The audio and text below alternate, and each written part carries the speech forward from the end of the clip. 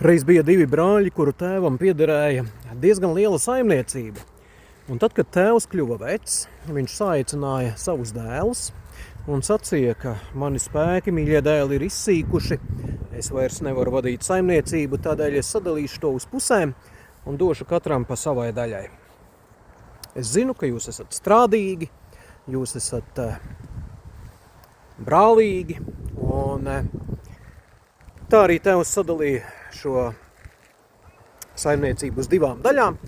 Un sākumā viss tā arī bija. Katrs strādāja savā saimniecībā, viņi bija brālīgi, bet kādā dienā, kā jau tas starp brāļiem mēdz notikt, un Bībele ir pilna ar tādiem stāstiem, starp brāļiem izcēlās strīds, un viņi pārstāja pat savā starpā sarunāties. Un tā gāja gadi, klusums turpinājās, līdz kādā no dienām pie viena no brāļa mājām pieklauvēja galdnieks. Un viņš jautāja, vai gadījumā jūsu saimniecībā nebūtu kāds darbs, ko jūs man varētu uzticēt. Un tad brālis tā viens padomāja un atbildēja, viņš saka, jā, ir. Viņš saka, uzbūvē žogu, tur gar strauta malu, kas iezīmē robežu starp manu un mana brāļa īpašumu. Un būvē to pietiekami augstu, nepārredzamu, jo es savu brāli negribu redzēt. Kad šis brālis vakarā atgriezās mājās, viņš bija pārsteigts, jo tur nebija uzbūvēts žoks, bet gan galdnieks bija pāri strautām uzcēlis tiltu. Un tieši tanī brīdī pie tilta to aplūkot nāca arī otrs brālis. Un abi brāļi satikās. Un viens sacīja otram, klausies, brāli, pēc tā visa, kas ir noticis, un pēc tik daudziem klusēšanas gadiem, tu esi uzcēlis tiltu. Un ziniet, kas tanī dienā notika?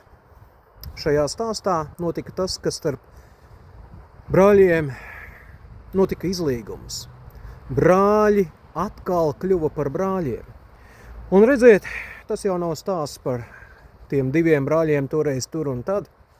Tas ir stāsts arī par mums, ka arī mēs savā dzīvē ļoti bieži būvējam žogus savā starpā.